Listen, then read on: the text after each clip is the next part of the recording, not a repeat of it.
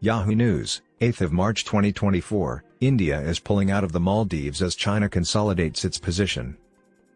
After paying large bribes to the ruling party, China was able to enslave the Maldives, where it controls 36 islands, as part of her all-out campaign against the Indian subcontinent. This allowed China to identify India as an occupier. This is the Cuba moment for India, where an adversarial force occupies an archipelago. With the Maldives becoming closer to China, India is scheduled to remove its first group of military soldiers from the island nation on Sunday. President Mohamed Muizzu, who is regarded as being pro-China, has set a deadline of May 1 for the phased evacuation of approximately 80 Indian troops. According to India, its armed forces were stationed in the Maldives to care for and pilot a small aircraft that it had contributed years prior, as well as 2 rescue and reconnaissance helicopters. Mr. Muizzu, who took office in November, promised during the election to remove the Indian troops. India has long held sway over the Maldives because of their advantageous location in its backyard, which gave it visibility over a vital area of the Indian Ocean.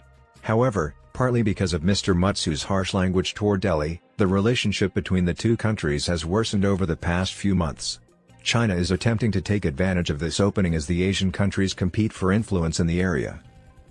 Even yet, Male, the capital of the Maldives, and Delhi agreed that civilian Indian technical workers, rather than military personnel, would fly the aircraft. The first team had already arrived on the islands.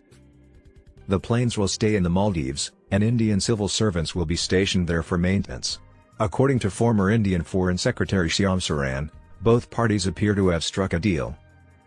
Some Maldivians perceive Mr. Muizzu's decision to replace the troops with civilians as a retraction following his intense India Out campaign.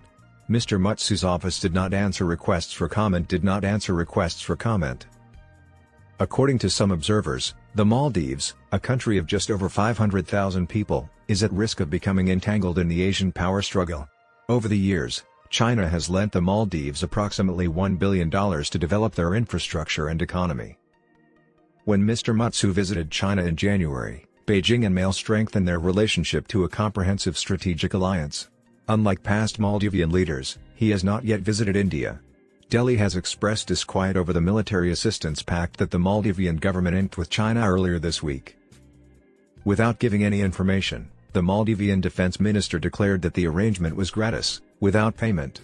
However, Mr. Muizzu stated during a Tuesday public meeting that China would provide free non-lethal weaponry and teach the Maldivian security forces. The Maldivian military has already received training from both India and the US. This has never happened before.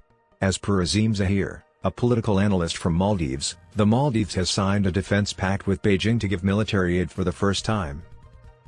We knew Mr. Muizzu would establish more robust money and investment relations with China, but he added that nobody anticipated him going this far. However, China disputes that it has any long-term military intentions in the Maldives. The relationship between the two countries is typical. Dr. Long Xingchun, president of the Chengdu Institute of World Affairs think tank, suggests that China may have better options than the Maldives if it wishes to have a military presence in the Indian Ocean. Even with Beijing's pledges, many think China is taking advantage quickly since the previous administration, headed by President Ibrahim Mohamed Sully, had an India-first strategy. Mr. Muizzu has charged the previous government with withholding the fine print of Male's agreements with Delhi during his campaign for office. He is now subject to the same criticism. We are unaware of most of the deals he made while in Beijing. Mr. Zahir claims that when it comes to sharing information on these treaties, Mr. Muizzu is no better than the previous administration. Despite Delhi's objections, Mr. Muizzu's administration let the Chinese research ship Xiangyang 3 dock at Male last month. Male maintained that it was a port visit for replenishment and personnel rotation. However, this did not ease the concerns of certain Indian specialists who suspected the mission might be a ruse to gather information the Chinese military would utilize for future submarine operations. Delhi has opened a new naval facility near the Maldives and the Indian territory of Lakshadweep amidst the continued strained relations. The Indian Navy said it would step up its efforts in anti-piracy and anti-narcotics operations in the Western Arabian Sea with the INS Jatayu stationed on Minicoy Island. Although some have interpreted it as a message to Males, analysts from India assert that the action is not a reaction to the ongoing tensions. That isn't particularly novel, in my opinion. As far as I know, this has been in the works for a while. The former Indian ambassador, Mr. Saran stated. Many in Mr. Muizzu's country are likewise concerned about his anti-Indian actions. India is the Maldives' primary supplier of building supplies, medications, and necessities for nourishment. Following the COVID-19 pandemic, India also sent the most visitors to the Maldives. However, following a recent scandal in which certain officials made provocative remarks regarding Prime Minister Narendra Modi, Indians were urged on social media to boycott the Maldives. This has changed. When the scandal first surfaced, Mr. Muizzu was in Beijing, and he urged the Chinese government to send more tourists to reclaim the #1 spot that China formerly held before the pandemic. Chinese visitors have been coming in significant numbers ever since.